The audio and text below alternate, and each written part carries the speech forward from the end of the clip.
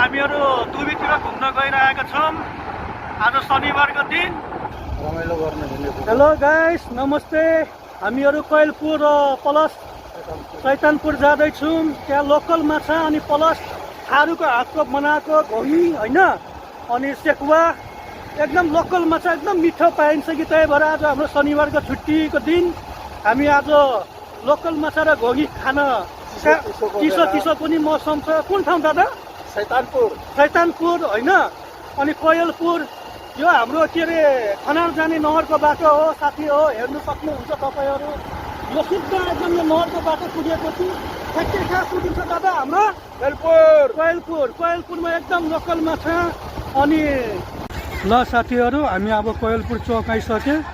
यहाँ अब एउटा चिया पिउने त्यसपछि हामी सिधा यहाँबाट पूर्व कति किलोमिटर छ? छैन, बस 2 सेकेन्ड 4 सेकेन्ड। ल 1 किलोमिटर छ। यो हाम्रो कोइलपुर चौक हो, हेर्न सक्नुहुन्छ साथीहरू होइन। यो कोइलपुर चौकको नहर हो। अब हामी यहाँ एकछिन चिया खाने, दक्षिण लाग्ने त्यहाँ पछि शैतानपुर चौक अहिले हामी आइपुगेको साथीहरू। यही हो शैतानपुर चौक भन्ने, हेर्न सक्नुहुन्छ होइन।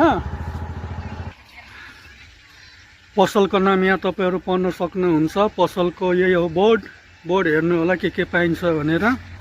हो सौजी, के छ? ठिकै छ। अनि के पाइन्छ त तपाईँको पसलमा? रोस्ट पकोडा, हजुर, अरू माछा, लोकल माछा पनि पाइन्छ होइन? माछा, लोकल हाँस, घोगी पनि, घोगी, अनि पोलवा, छकुवा, पोर्क आइटम, सेकुवा। यो खानु परेपछि कहाँ आउनु पर्यो? यो बुढीगङ्गा छौ शैतानपुर भन्ने ठाउँमा, हजुर, झिलबिया मोड भन्छ। जिलेबिया मोड। हजुर, बुढीगङ्गा छौ। भयो।